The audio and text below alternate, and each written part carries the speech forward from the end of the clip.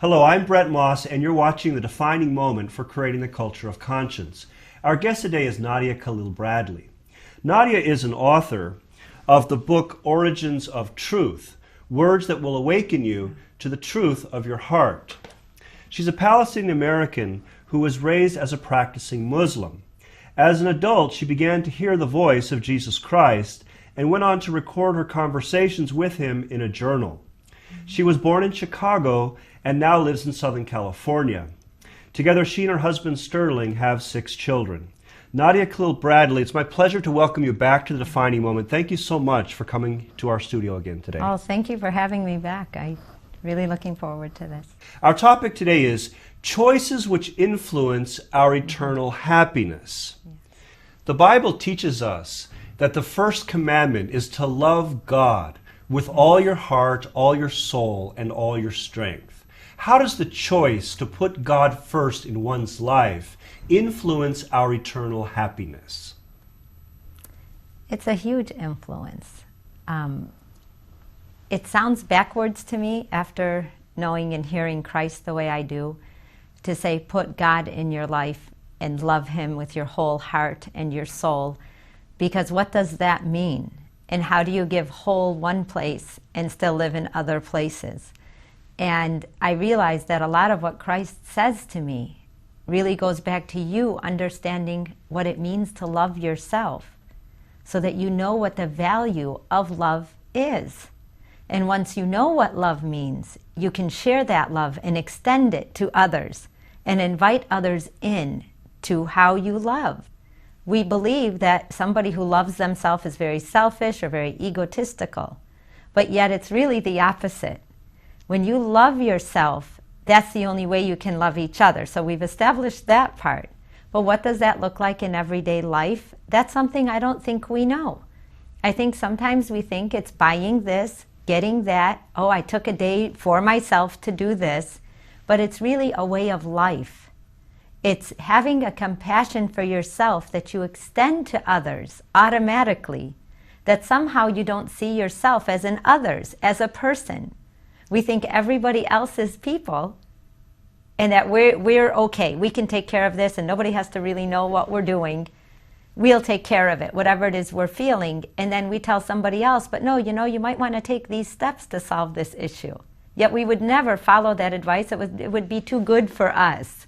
So in order to really be able to feel love for God, love for others, is to understand that love for yourself, for telling yourself, hey, you know what, you didn't finish that yet. Why don't you pay attention to it now? Go ahead and do your homework. Go ahead and finish that job. Go ahead and clean out your car. They're little things, but when we put them off, we're really putting ourselves off. We're not there to teach the task. The tasks are there to teach us. It is not the answer at the end of the day that's important. It's the journey. We are here for the journeys. We're here for the processes. If we don't go through the process of understanding why we're doing something, we will walk right by the answer. We will not even know the answer because we'll have no recognition of it. And then we'll wonder why nobody cares about us, and we'll include ourselves in that. So in a way to love God and to really be prudent to your own soul is to every day ask yourself, did I do right by me? And then when you say you love God, you know what that means. Because you start to look at your life differently, like, wow, I'm doing my part. And then you feel God's love back to you, which is just as important as loving God. And we forget that part because we think, well, as long as we love Him, nothing bad will happen to me. And we start playing this game of putting God in a position of what a person would be like with conditional love, which is the opposite of what we all know of God, but yet don't apply it to ourselves personally. There's things that I talk about when it comes to self-love, and there's this story that I have, and I just wrote this the other day, and I get very excited when I'm cooking and I have another analogy because people understand cooking. And I was thinking of bread dough because I make a lot of cakes and I make a lot of different things. And I thought, in order to have really good bread, you go through a process. First you put the yeast and you mix it with some sugar and some warm water, and then you have the flour and you mix it with whatever you're going to put in it, whether it's eggs or water or whatever, and you mix it all together, you put the yeast in it, and about 2 hours later, after you've put it in a warm place, the bread gets bigger. And so in order to have really good bread, you have to punch the dough down. So you really beat the dough. I mean, you're punching it and you're doing everything you can to get all the air out of it and return it back to its original size. And then you wait another 2 hours and you punch it down again and you're punching it down again. And then you go back to it the third time, and by then you're ready to bake it. So you do punch it down again, and then you shape it the way you want to, and then you let it rise before you can bake it and before it can actually taste good or be light and fluffy and ready. And that's how we are. Instead of looking at the times when we feel punched back down again and brought back down to size, to remember that we will rise again and we'll keep continuing to rise as long as that keeps happening. And that every challenge has a purpose, and that every purpose presents its own challenge. And that's part of what life is here for all of us to be a part of and to learn and to understand and to grow self-love. And then you can love others. And then after loving others, you see the next step, which is loving something bigger than people and understanding there is a bigger purpose. And it really starts from the simple things. It really is the way we position ourselves and our minds and our lives in the daily decisions that we make and the choices that we make within those decisions. Okay, great. Thank you so much. Yes. We know that every human being has a conscience. How does the choice to always listen to your conscience and follow your conscience influence eternal happiness? The influence is very subtle, yet very important. Your conscience is your guide. Otherwise, we wouldn't have one. We wouldn't need one. But it isn't what we think, the bigger things. Should I take that? Shouldn't I? Our conscience reminds us that we're better, that we're stronger, that we have the resources to make the best decisions that we know how to make, and to trust that. There's a story that's embarrassing to me, but I love telling it because I found out that many, many people do this. But what are your intentions? Usually we wait for something back, and then we say, oh, see, it worked. I had the right intention. I made the right move. I made the right decision. But it's even deeper than that. It's our thought process before we do something. Because you have to, thoughts are things. You have to think it before you actually, take action on what you're thinking. So one day, and this was right at the beginning of this happening to me, and me getting used to hearing Christ's voice, which truly it felt like an intrusion initially, because all of a sudden I had no privacy. But when you think about it, none of us do. But the voice of Christ was a constant reminder that I will never ever have another moment alone on this earth. It's a very sobering thought. But because of that, I would catch myself. And the experience I had was I had gotten hit by a car in Beverly Hills one day, just crossing the street. I wasn't in a car, I was crossing the street. And I got hit by a car, and I was home for a couple of weeks. And at the time, it was like brand new email relationships and that type of thing. And there was somebody I knew, and we would write each other, and I liked him, and I was interested at the time, and I was still, I felt more human than now, knowing what I know because of all the interference into my thoughts. Well, that day was one of the first days I was conscious of this interference. I was going back to work, and I was driving up the driveway to go back to work, and I'm thinking, how can I embellish this story and make it better and sound more exciting that, I got hit and now I'm okay. And I didn't realize as I was driving up and thinking all the different ways I was going to tell this story. And I never think that much in advance. I parked the car and I sat there and I said, why do I feel I need to do that? Do I really need to feel loved that much? Am I missing love in other places? My kids love me, my family loves me. Isn't love is love is love? Doesn't matter whose body it comes to from you. Why are we different when it comes to relationship type situations? When it comes to love, why do we live by a different set of rules? And then I go, I'm not doing that. If this person really cares about me, they'll come to me for me. But I don't want them otherwise. And then like the light went on and I go, that's pure intent. That I'd be willing to lose something that for whatever ulterior motive or reason I thought I wanted, if it isn't right for me or it doesn't come to me cleanly. And then it took me a step further, and it made me realize of what happens in a lot of people's relationships. That sometimes when we do set things up to happen, and the person responds, not only do we not respect ourselves for doing that, we also don't respect the other person for not knowing that we were doing that. And it plants the seeds of always trying to up how you present yourself or you present the person or what it all means. And then you're always nervous that you didn't do this right or do that right. I remember that day taking a breath and feeling so relaxed that everything was okay and what was meant to be mine would be mine. That I didn't have to feel that way about it. And that I was already loved.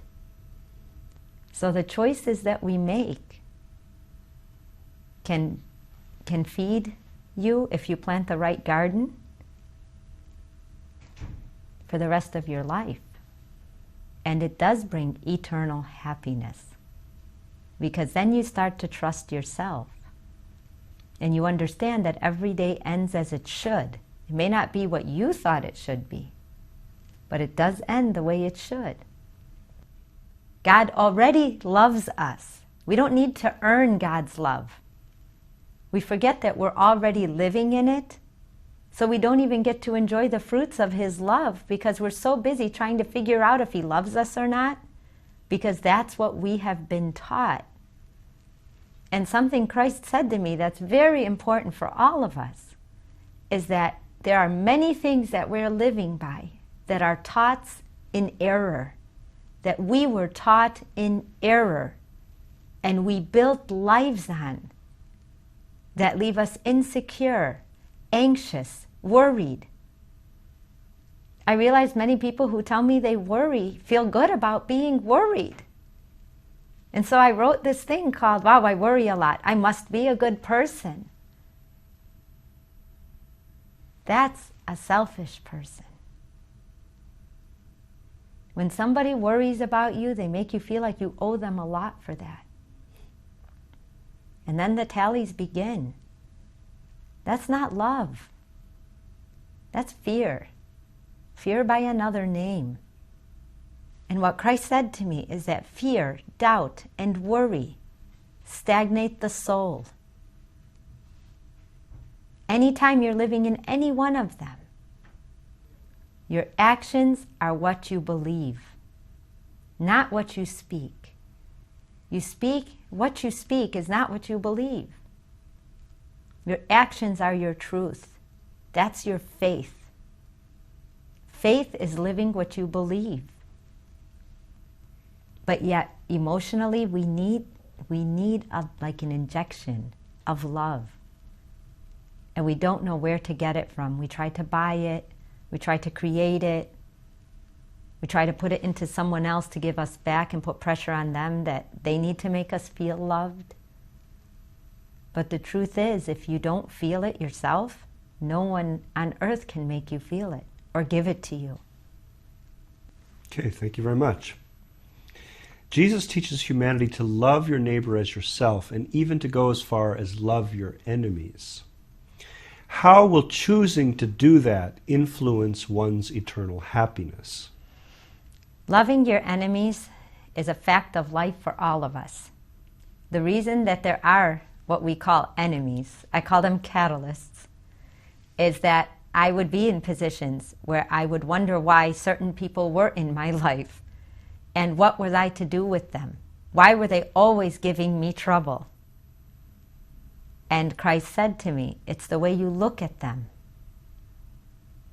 They're not so-and-so at the bank, or so-and-so your neighbor, or so-and-so your child. Look at them as your teachers. And when I looked at them as my teachers, if someone's teaching you something, the next question is, what am I supposed to learn? When you have catalysts in your life, I call them the polish, that polish you, that bring out your strengths. Stresses, whether they're good or bad, isn't the issue. But if we didn't have any stresses on us, like you have to wake up at 6 to get to work by 8, or those things, we probably wouldn't do anything or have the motivation initially. But when somebody challenges what you believe, what you do, what you wear, what you cook, where you live, what your car looks like, what your profession is, all of that, they help you redefine who you are within that. In your mind, anyone who's ever made us mad, we start building our arguments. Whether we say it to them or not is another story. But we build our argument. We answer their question or their, whatever it is they noticed about us or whatever it is they said about us. We run it through our minds. And it's funny how we remember the negative things most, because those are the things that we think, wow, somebody thinks I'm less than whatever. Did I not present it well? Was I not okay? Instead, now I say, I trust I did my best that day. What could they really be angry at?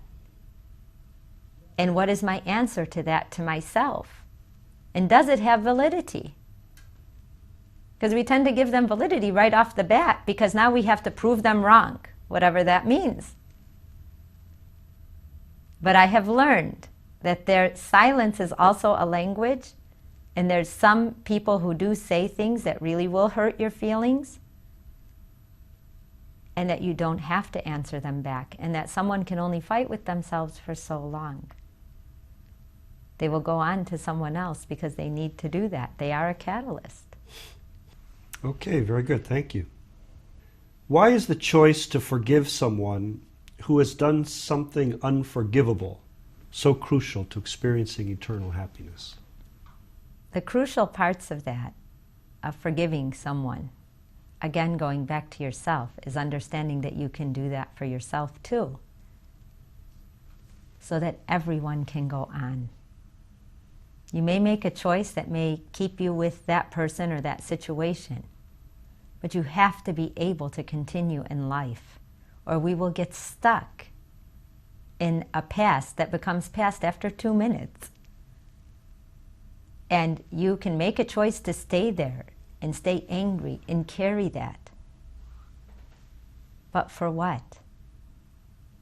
There's something that I really appreciate about knowing Christ the way I do. And I realized that I don't even know how people don't know him this way. Because I don't know now who I was before. I feel like I literally am here again, but with a completely different set of eyes. Nothing looks the same to me because I'm able to let go as I go on.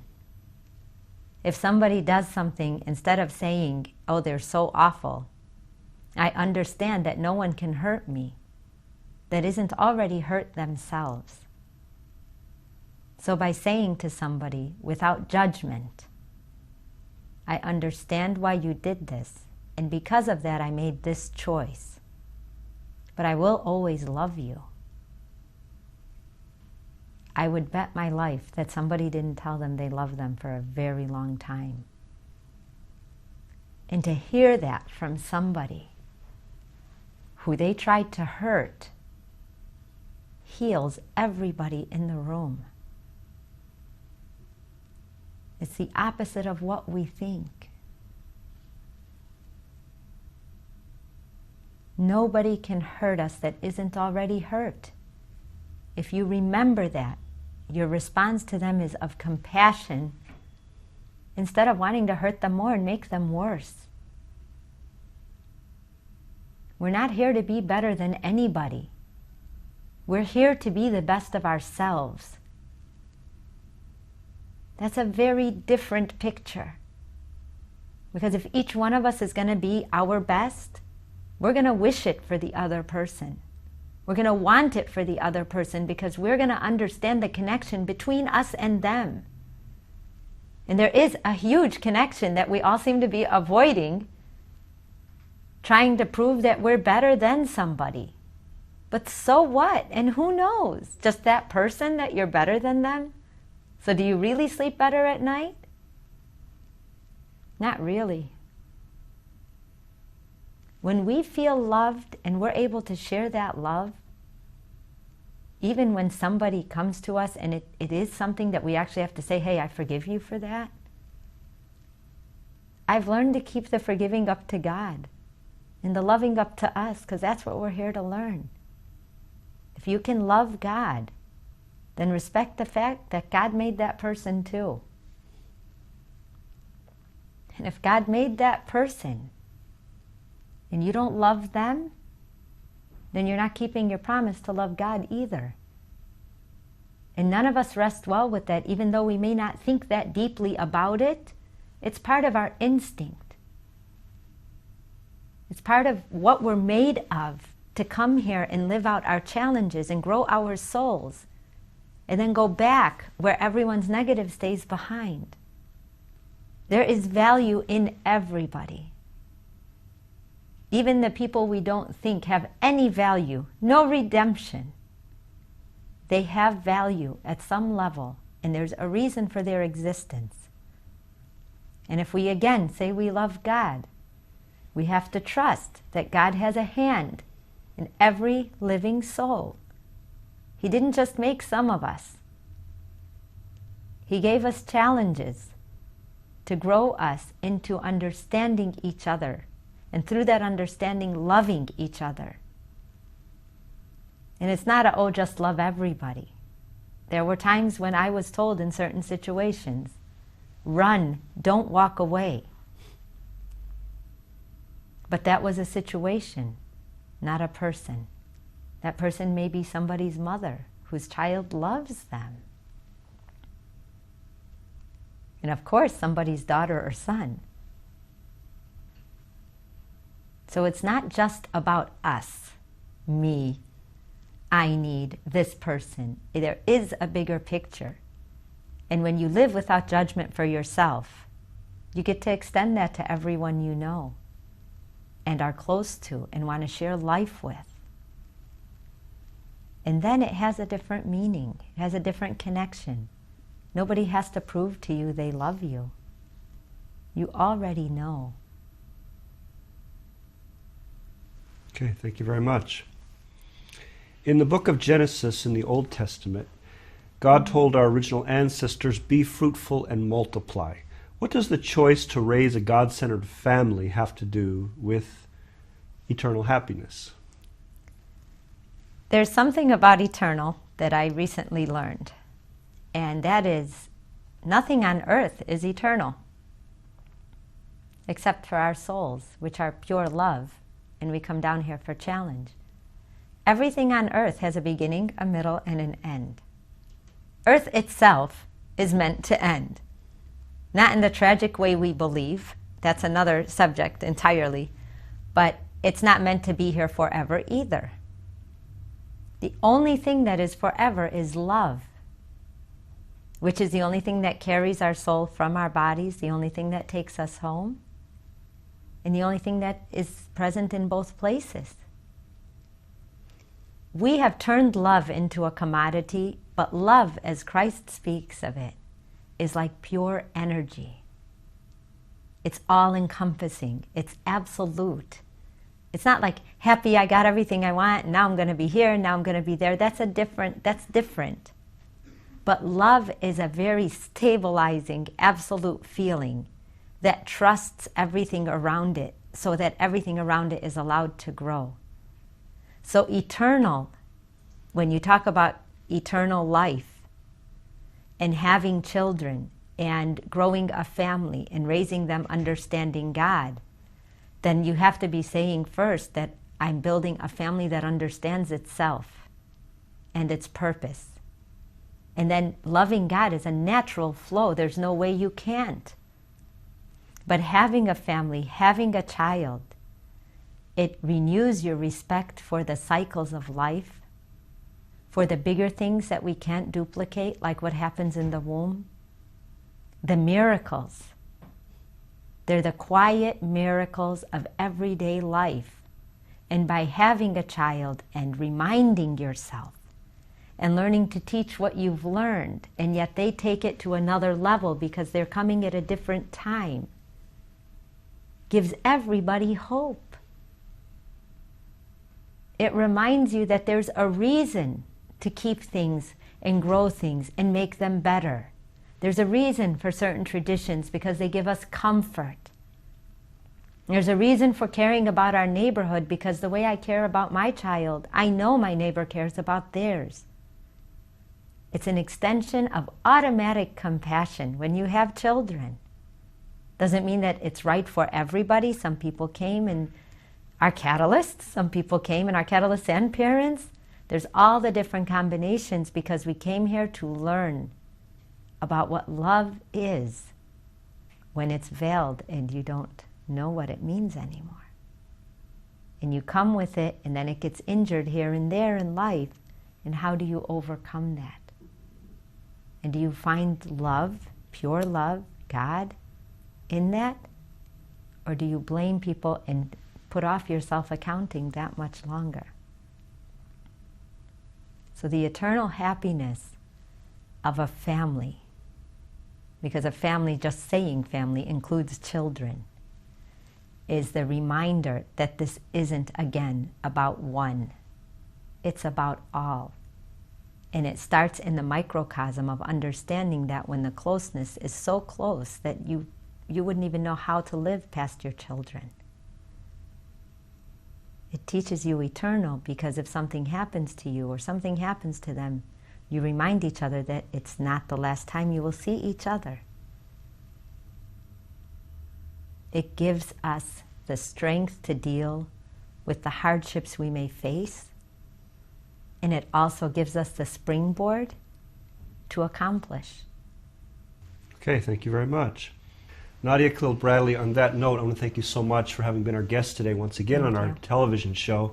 How can our guests get a hold of your book, Origins of Truth? We do have a website, originsoftruth.com, and Amazon, Target, and BarnesandNoble.com all have it. It's in local bookstores, and you can order it, but our website is quick. Okay, great. So Nadia, I want to thank you really, once again, thank you so much for having been our guest. Thank you. You've been watching The Defining Moment for Creating the Culture of Conscience. You can find us on the internet at www.definingmoment.tv.